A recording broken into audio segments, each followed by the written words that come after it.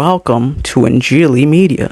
خون کی جسمانی اور روحانی اہمیت۔ بائبل مقدس میں لکھا ہے کیونکہ جسم کی جان خون میں ہے، اعبار 17 باب 11ویں آیت۔ اس نہایت ہی واضح، پرمعنی اور جامع بیان کے باوجود تقریباً ہر پرانی تہذیب میں بیماری کی شدید حالتوں میں مریض کے جسم سے کچھ خون نکال دینے سے علاج کرنے کا طریقہ رائج العام تھا۔ اسے بلڈ لیٹنگ یا فلیبوٹمی کہا جاتا تھا۔ پنجاب میں اسے آج کل بھی کچھ لوگ استعمال کرتے ہیں اور اسے کہتے ہیں پچ لگانا۔ علاج کا یہ طریقہ یورپ اور امریکہ میں بھی رائج رہا۔ دنیا میں پائے جانے والے تمام مائعات یعنی لیکوڈز میں خون سب سے زیادہ عجیب و غریب، پیچیدہ اور بے بدل ہے۔ خون کے بغیر انسانی زندگی کا تصور بھی ناممکن ہے۔ خون نہیں تو زندگی نہیں، یعنی نو بلڈ نو لائف۔ یہی وجہ ہے کہ بیماری میں خون ٹیسٹ کروانے پر اس قدر زور دیا جاتا ہے۔ خون کے بے شمار مختلف ٹیسٹ ہیں، مگر ایک بنیادی ٹیسٹ جسے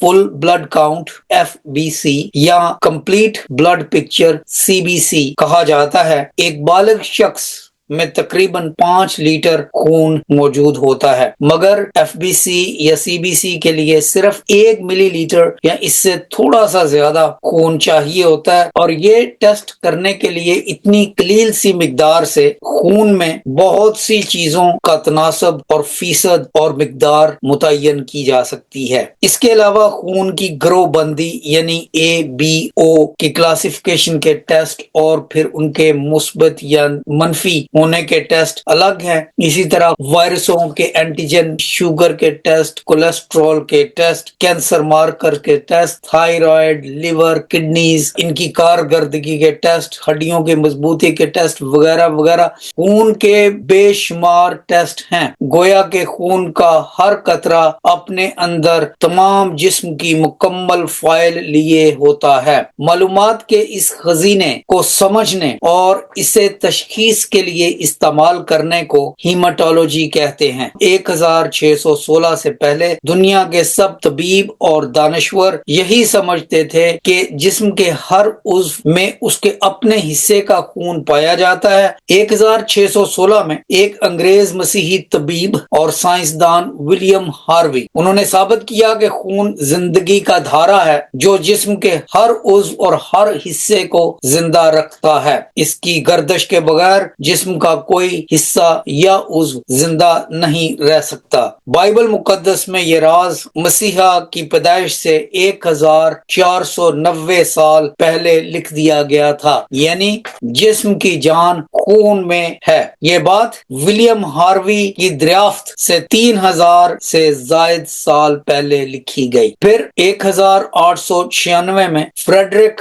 مشر نے خون کے سیلز میں ایک کیمیکل دریافت کیا جسے بعد میں DNA کا نام دیا گیا، اور 1953 میں جیمز واٹسن اور فرانسس کرک نے اس کی ساخت اور تولید کے راز فاش کر کے اس سال کا نوبل پرائز اپنے نام کر لیا۔ DNA خون کے قطرے میں پایا جاتا ہے، اور اسی لیے خون کے ہر قطرے میں اس جانور یا انسان کا مکمل شناخت نامہ موجود ہوتا ہے۔ یہی وجہ ہے کہ جرم کی جائے وقوع پر موجود خون کے ایک قطرے میں موجود DNA کے تجزیے سے فورینزک ایکسپرٹ مجرم کی شناخت کا حتمی فیصلہ کر لیتے ہیں، اس لیے کہ خون میں نہ صرف زندگی ہے بلکہ جاندار یا شخص کا مکمل حیاتیاتی شناخت نامہ بھی موجود ہوتا ہے۔ یہ شناخت نامہ اتنا طاقتور ہے کہ خون میں موجود DNA کو استعمال کر کے خون کے ایک قطرے سے مکمل جاندار تیار کیا جا سکتا ہے۔ اس عمل کو کلوننگ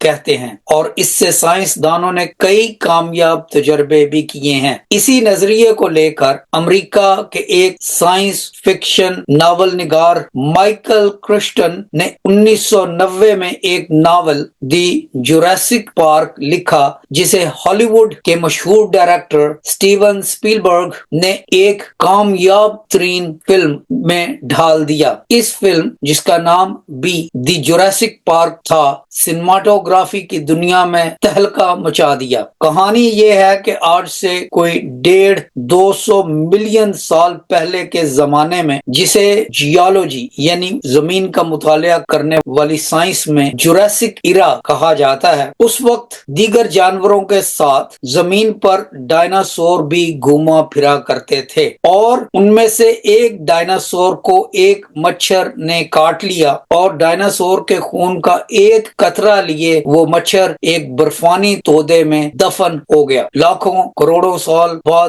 جب برف کا وہ تودا پگھلا تو وہ مچھر اس میں سے آزاد ہو گیا، یعنی اس مچھر کی لاش اس میں سے آزاد ہو گئی، اور وہ 20ویں صدی کے سائنسدانوں کے ہاتھ لگی، جنہوں نے اس کے پیٹ میں سے ڈائناسور کے خون کا قطرہ اور اس خون کے قطرے میں سے ڈائناسور کا DNA نکالا، اور پھر کلوننگ کے ذریعے انہوں نے اس سے مکمل ڈائناسور تیار کر لیے۔ یہ تمام جانور امریکہ سے دور دراز ایک جزیرے پر آباد کیے جاتے ہیں، اور اس جگہ کا نام دی جوراسک پارک رکھا جاتا ہے۔ باقی کہانی اور اس کی سنیماٹوگرافی اور کہانی کا انجام، ان سب کا فلم دیکھنے سے تعلق ہے۔ بائبل مقدس فرماتی ہے کہ خون میں جسم کی زندگی ہے۔ سائنس نے اس میں مزید اضافے کر دیے، یعنی خون میں اس جاندار کی یا انسان کی مکمل شناخت ہوتی ہے، اور اسے اثر نو تخلیق کرنے میں یا بنانے میں اس کا سارا نقشہ بھی موجود ہوتا ہے۔ پرانے عہد نامے میں خون کھانے یا پینے کی مکمل ممانعت کی گئی ہے۔ دیکھیے استثنا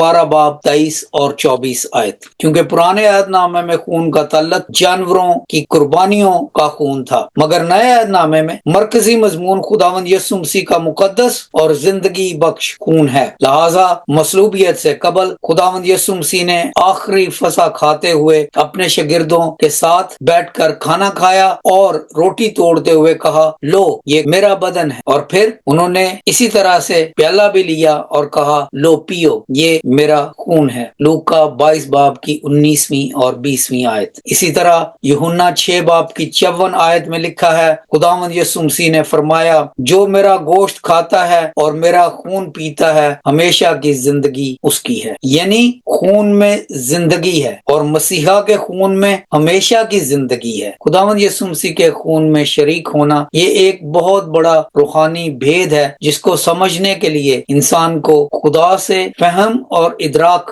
مانگنے کی ضرورت ہے۔ انجیلی میڈیا کی طرف سے اس ویڈیو کو دیکھنے کا بہت بہت شکریہ۔ اگر آپ نے انجیلی میڈیا کو ابھی تک سبسکرائب نہیں کیا تو کائنڈلی اسے سبسکرائب بھی کیجئے، شیئر بھی کیجئے، اور اگر ہماری کاوشیں آپ کو پسند آتی ہیں تو لائک بھی کیجئے۔ خداوند آپ کے ساتھ ہو۔